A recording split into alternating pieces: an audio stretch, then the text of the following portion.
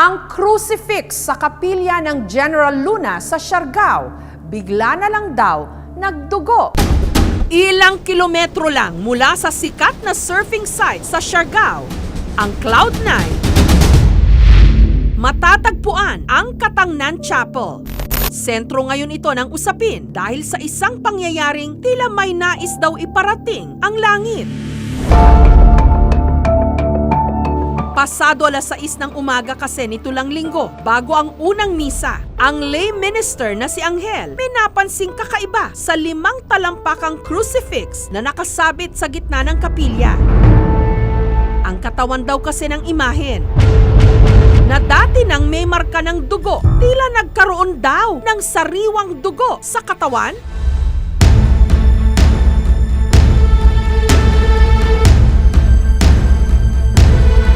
Tingin ko, may ibang napansin ako sa dibdib niya. Parang ibang naramdaman ko. Dugo talaga napansin ko sa kanya. Ang balahibo ko parang biglang tumindig. Parang nagulat talaga ako. Parang napatuluan-luha ako pagtingin. Ito pong dugo na ito, dati po wala yan. Pinupunasan ko siya ng konti bago ginanyan ko sa daliri ko. Basa-basa siya ng konti. Tapos pag ginanyan ko, magiging abo siya.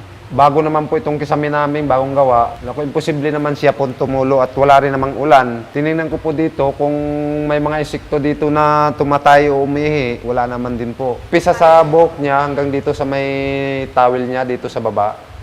Hanggang dyan lang. Pero hindi nakalabis dito sa pababa. Ang balita agad kumalat sa buong barangay at katulad ng inasahan, dinagsa ang kapilya. Ang mga dumayo, kanya-kanyang punas ng panyo sa imahen sa paniniwalang isa itong milagro.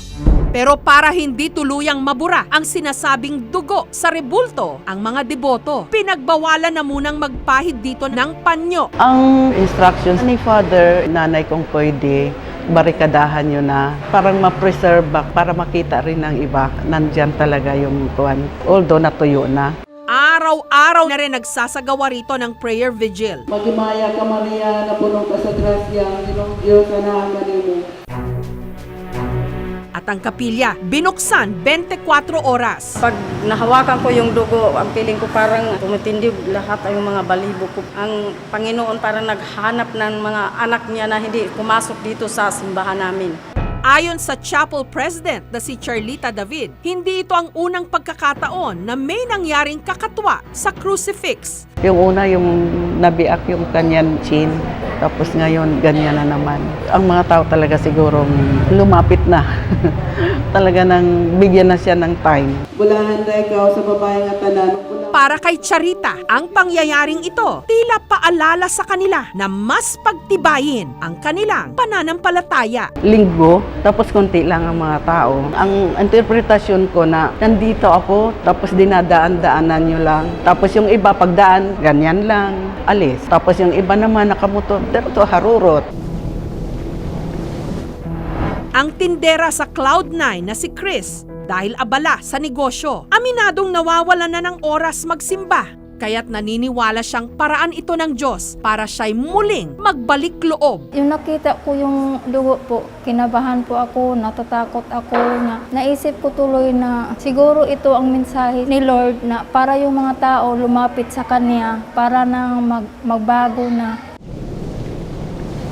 Ang surfer naman na si Angeline, dahil sa dagsa ng mga turista sa Siargao, aminado ring nawalan na ng oras sa pagsisimba. Lalo pat madalas, mas napagtutuunan daw niya ng oras ang kanyang libangan kesa magdasal sa simbahan. Sino naman pong hindi mai-inlove sa surfing? Nung nalaman ko po na may isang himala po na dugo na tumutulo sa Panginoon, parang sinasabi ko sa sarili ko na parang gusto ko pa pong magsisimba, mas malapit sa Panginoon. Baka utos to sa akin na ang mga bata dito parang nakapil na rin na yung mga ginagawa nila na maglakad-lakad dito, nakapanti lang. Okay lang doon sa beach kasi maliligo sila. Pero dito ma'am, kaya yung mga bata, paglaki nila, gumagaya na. Ang isla ng Siargao na sakop ng Caraga Region, maituturing na isa sa pinakanaunang kanlungan ng Kristyanismo sa Mindanao.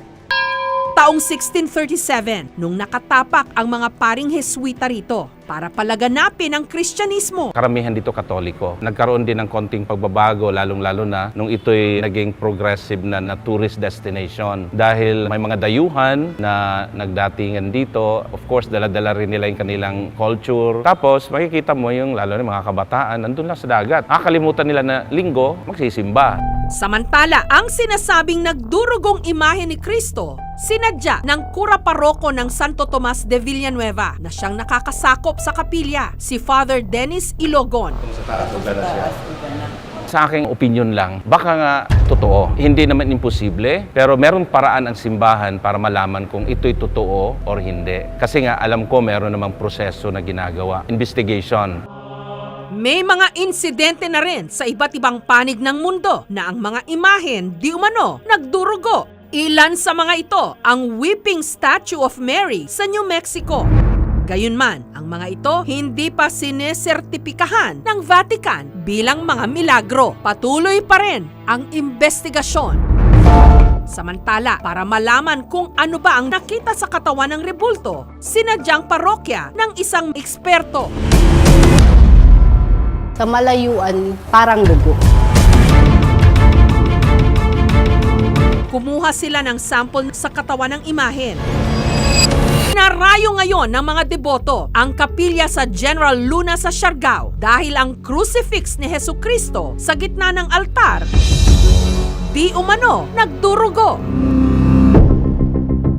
Para malaman kung ano ba ang nakita sa katawan ng rebulto, dumating ang isang eksperto para suriin ang sinasabing dugo, pati na ang chemical component nito.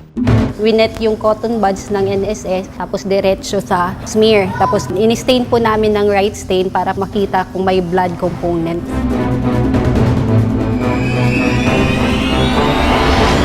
Wala po talaga. Based po sa nakita natin, nung nag-wet smear tayo, yung direct with NSS, yung nakita lang po natin is bacteria. So walang ibang component na nandun. Parang artifacts lang. Pag nag-dry yung blood, maroon po talaga siya. Tapos may parang nagka-clot. Yung nakita ko po, yung texture niya po parang liquid foundation.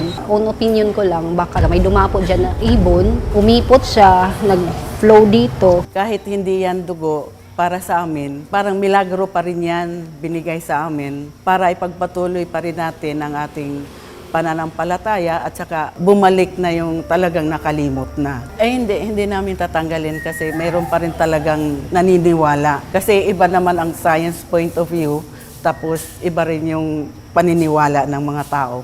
Kaya hindi madaling i-declare na isang himala eh. Kung ikaw ay matindi ang pananampalataya, hindi mo na kailangang magmilagro. Yung nangyari po sa simbahan, baka mensahe po yun na mas kailangan po ng mga tao, more po magsisimba para mas malapit po sa Panginoon. Maganda rin ang nangyari kasi marami nang pumasok. Siguro masaya na siya. Sa ganda ng Siargao, walang dudang biniyayaan ito ng Panginoon. May himala o misteryo mang nangyari o wala, dapat lang din sigurong huwag makalimot na magdasal at magpasalamat. Thank you for watching mga kapuso. Kung nagustuhan niyo po ang videong ito, subscribe na sa GMA Public Affairs YouTube channel and don't forget to hit the bell button for our latest updates.